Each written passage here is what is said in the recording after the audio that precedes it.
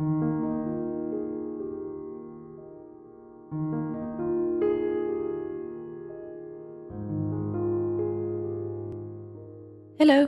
and welcome back to another The Sims 4 to The Sims 2 speed build conversion video.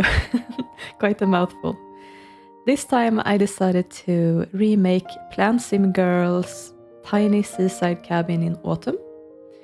And to be completely honest with you, I have had quite the month. It's been a really stressful time for me, mainly at work. And seeing this speed build from Plantsimgirl just calmed me down so incredibly much. And I think there's several reasons for that. One of the reasons is that, well, her videos are really incredible.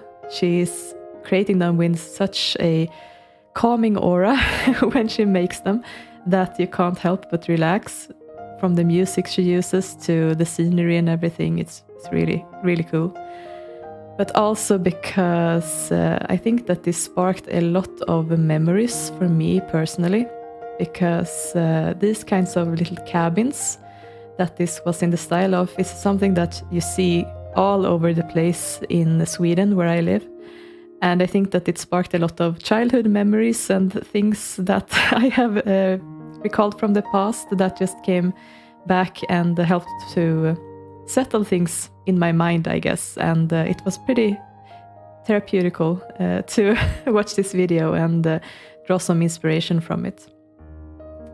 And I decided to make it a beach lot. It was just a small lot in The Sims 4, but there was a lot of great scenery around the lot.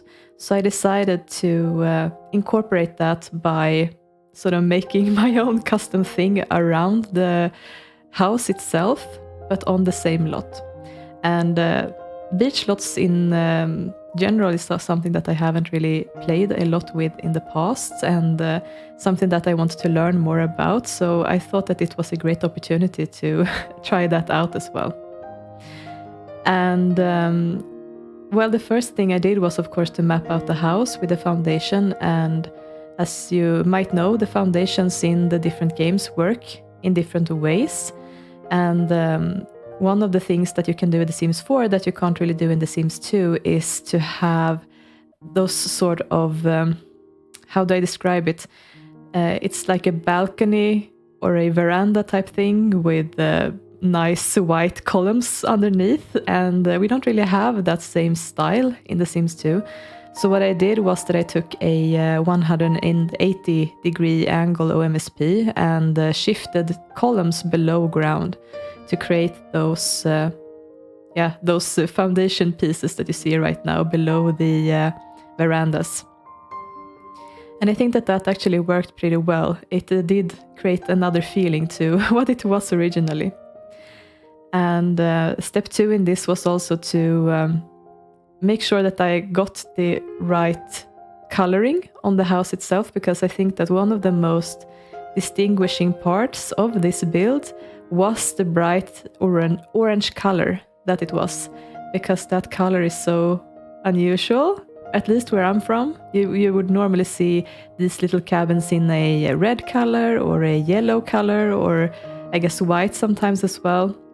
But orange, not that often actually. At least not as far as I've seen. So that really stood out to me, and I wanted to incorporate that, but it also needed to look a little bit worn. So that limited it as well. And I think that the color that I ended up going with is actually a little bit colder than what Plantsimgirl had, but yeah, it worked out the best, I think, from what I had. And you can see that I put in a fireplace in the corner, that as well. And I actually followed an advice that I got from Beladova a while back, that you can use the sledgehammer tool to remove the chimney that is always sticking out at the back. And that turned out to be necessary for this build to work at all, because, well, I would have been in huge trouble if I tried to have a chimney at the back of that fireplace, as you might imagine, with the veranda at the back as well, and the staircase, not to mention. But then the interior is actually pretty straightforward, and I decided to go with the interior first. It just felt better to get that dealt with at once and then move over to the outside. So I decided to go with a wallpaper that was, well, it didn't have a border. Like it's supposed to have a border in the middle, but at least it had the right coloring and the right feel to it, and it also has little swans on it, so I felt like that was at least the right vibe for it, so that's why it's a little bit different. And I was also a little bit confused over the counters that I should be using. Looking at the after pictures, I think actually that the counters that I picked a black color for were supposed to be a really, really dark blue color. But I ended up going with that one before really seeing that in the after pictures. And yes, I think that could have been done a little bit better, but the sink I was actually pretty happy with. It's one of those counters that you get from, which one is it? I think it's the Free Time. No, it's Seasons, I think, that you get that those counters where when you put in the sink, you get that fabric part in front of it instead of the drawers. And that looks pretty similar to what it was in The Sims 4 as well.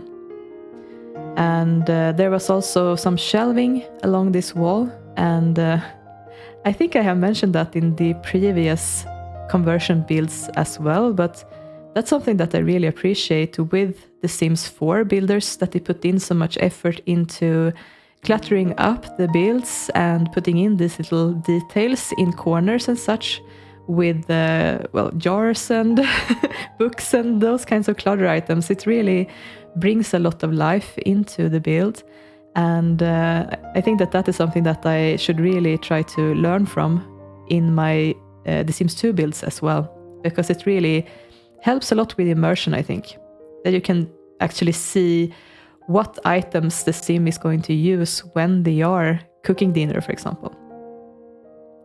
Something that you might also notice in this video is that I am using a lot of OMSPs. And the reason for that is that I have decided to take out the Shift Everything mod. Not because it's a bad mod in any kind of way, it's a really, really great one actually.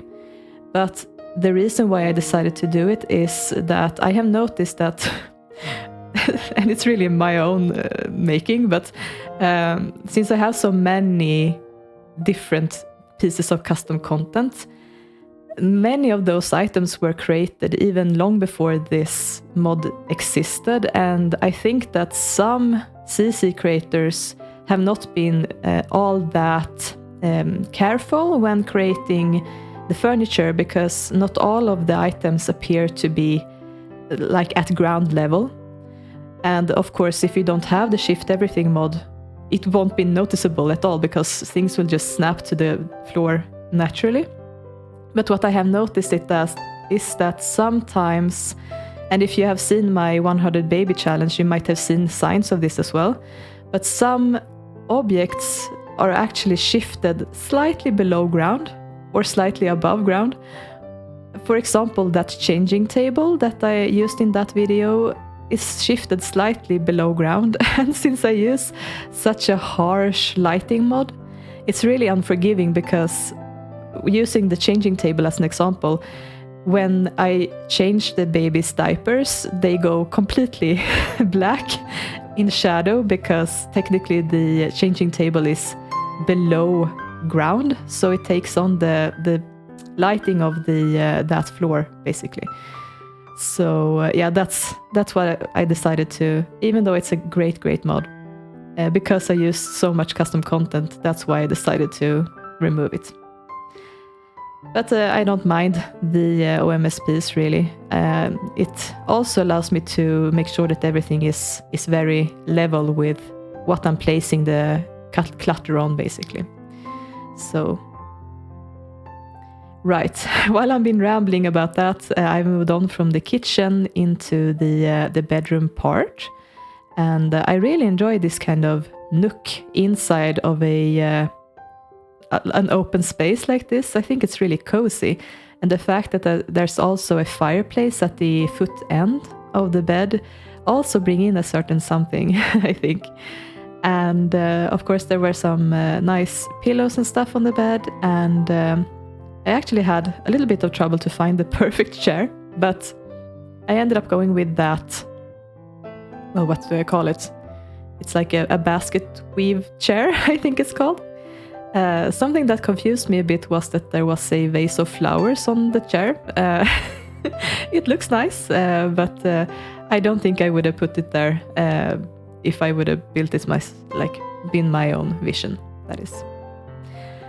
And then moving on to this side of the room was supposed to be the living room, and it was pretty interesting actually, but in the Sims 4 build there was this little old-fashioned TV that was propped up on a table, and at first I thought that I could try to put this TV inside of a bedside table and make it look good, but well, as you can see, I struggled a little bit, and then I went like, but this one is already on the table, what am I doing? So I decided to just go with the base game TV with a little bit of recolor on it, and yeah, that looks good, I think, anyway. And then we have some armchairs, and I mean, again, I think that this is so cozy. Just imagining sitting in front of this TV with a fireplace going and the ocean outside of the window. I mean, that's just a dream, isn't it? And here I'm struggling to find a... is it called a candelabra? Well, something to put candles on. And I didn't have those with 3 arms. So I went with this one, but I'm going to change that out later as well. And here I tried to squeeze in a good box that I could put pillows in, and ended up having to move to a 1-tile door instead of a 2-tile door to be able to fit everything. And that actually worked out better in the end anyway. So I'm just literally taking some decorative pillows and stuffing them into that box that I have. And one of them had to go on an OMSP because, yeah, it was clipping into the other pillows. And yes, also decorating on top of the fireplace. And yeah, that's a little detail like that I really loved in the original video as well, that, you know, you can really imagine someone living in this cabin and caring for it and putting in their own stuff in there and making sure it's cozy. I mean, I really, really enjoyed the vibe of that. And that's something that I don't think I take the time to do always when I have fireplaces. It's pretty common that I just shove a TV on top of a fireplace actually, but yeah, I think that actually adds quite a bit to it. When there are open shelves and open surfaces like that, I think it's pretty natural for us to put stuff on it in real life, and little details like that can really bring life to a build, I think. And yeah, in this corner I also had some trouble fitting things in as well, because, well, to put it shortly, in the Sims 4 build, the table was squeezed very closely to the fridge, and I had in mind that this should also be usable in The Sims 2, and I know that, I'm pretty sure at least, that the fridge as well as the stove needs to have a complete tile in front of it in order to work properly. And if I put the chair too close, that it might not work. So that's why I had it so far away from the start, but I ended up squeezing it together just for visuals at the end, because I couldn't really get it to look right anyway. Yeah, as you can see, those chairs are too close now to be able to be used technically. But that's just the way that I had to do it to get it to work. Actually, that bin is probably also not usable because it's too close to other stuff. And if I would actually play in a house like this, I wouldn't squeeze in the bin in that corner like that. I would probably put it on the side of the sink in the kitchen instead.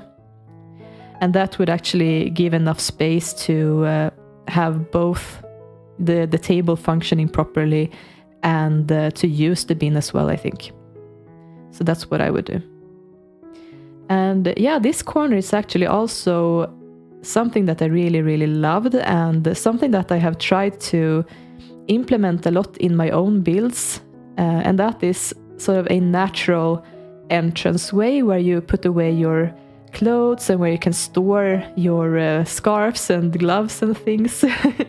And that's actually something that I tend to want to put in when I build my own builds, a wardrobe, so that I can actually have the Sims change if I want them to before they leave the house. That's not a functional wardrobe though, but even if it's just decorative, the vibe of having, like, you can see where the Sims are storing away their stuff really helps with immersion, I think.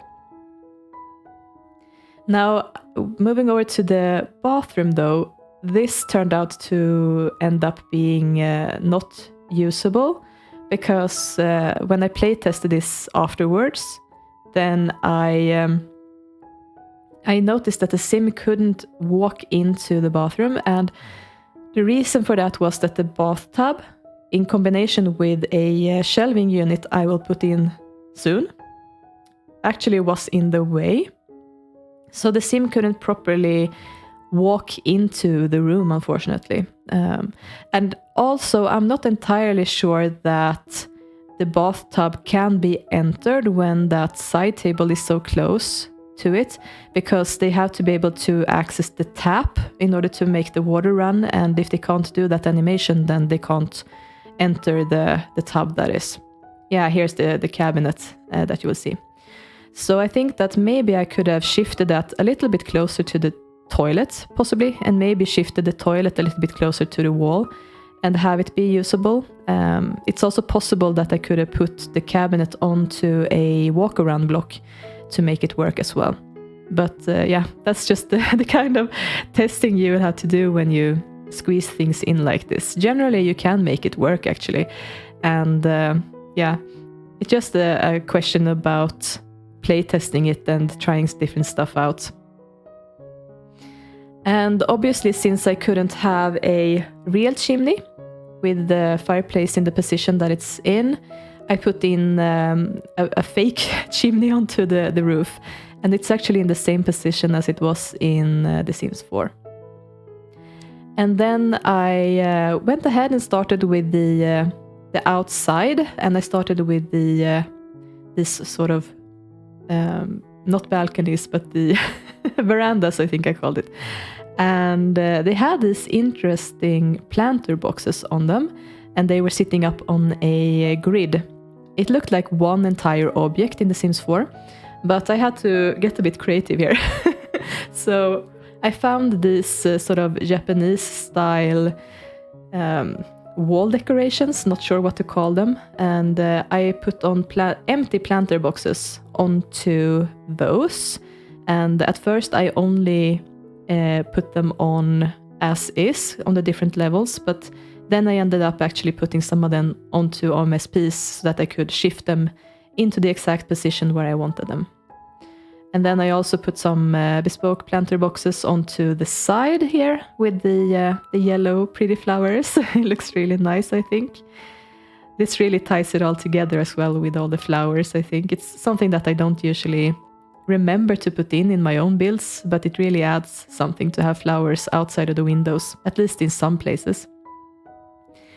And this was also a little bit interesting. In The Sims 4, there were a lot of lavender plants, and especially in these boxes. And I do have that, but they're in the gardening section in build mode, actually. But I ended up putting those onto OMSPs and shifting those into the planter boxes. Well, I say into, but kind of, sort of. They're sticking out a little bit. And seeing as it's plants, I didn't really mind it that much. It doesn't look perfect by any means, but I can still extend the imagination that it is just flowing over the side of the box like that. I think that when it comes to these flowers and plants, that you can get away with things like that a lot more. And there was also this really beautiful spot at the back of the house where the people who own the house can sit and look out at the ocean. I mean, just imagining having this space in this sort of cabin, isn't that just such a calming feeling? Only that, to be able to sit there and listen to the waves, that was just what I needed. Seriously. I wish I could step through the screen and just sit on that bench and just look out at that water. That would be so amazing. And there were a lot of trees and stuff, and a lot of rocks. And this is actually something that I don't really do all that much. And I don't think that we as the Sims 2 players tend to do it, because we like to have our flat lots and not really use the elevation tools all that much because of, we risk a lot of routing errors if the ground isn't completely flat. At least that's the reason why I don't use it that much. But I mean, just looking at this little hill at the front of the house, and it's not functional or anything, it's literally just decorative. What a difference it makes. I mean, imagining this just being flat doesn't have the same feeling in the least. And I think that that's something that I can really learn from this build, that, you know, to have the courage to add these little details in, even if they aren't really usable. And I had to laugh at myself because I was going through the buy catalog and looking for a cart or what is it called? Now I lost the word, but what you see on that hill there. And I found one, but it's a little bit smaller than it was in The Sims 4. I don't think it's that noticeable. Oh, what is it called? Now it's bothering me that I can't find the word. Maybe I'll find it later. And a wheelbarrow. That's the word for it. Sorry about that. A wheelbarrow. Yeah. And then I put in a lot of terrain paint as well. And again, this sort of sand color is not something that I would have picked out on my own either. But it works really, really well. I think mainly because it's so close to the ocean and the beach area, that it has the same sort of beachy vibe, that it worked so well with the sand color. But yeah, really interesting. And it actually ended up matching pretty well with the grass, which was not something that I had imagined either. So yeah, happy surprise. But I also ended up putting in some darker gravel / earth tones. Good description. Below the rocks and the plants and everything. I think that adds a little bit of a different texture from the grass, that is. And that's really needed. Especially also around the house foundation. I think it adds a little something to have that different texture there. And it doesn't have to be perfect. I think it actually looks better when it's not perfect.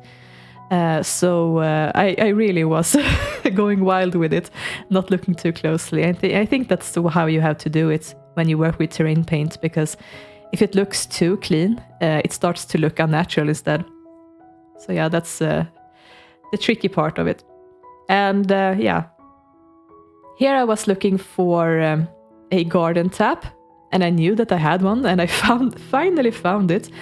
But then I also was going on a wild hunt for a birdhouse, and the funny thing is that I knew that I had that exact birdhouse, like the Sims 4 to the Sims 2 conversion that was used in the original video, but I couldn't find it. I think I sat here looking for it it must have been like 5-10 minutes. Just looking for that birdhouse. I couldn't find it. And I must have removed it, I guess, somewhere down the line, because, yeah, I guess I thought that, why would I need a birdhouse? Well, for this moment, I would have needed it.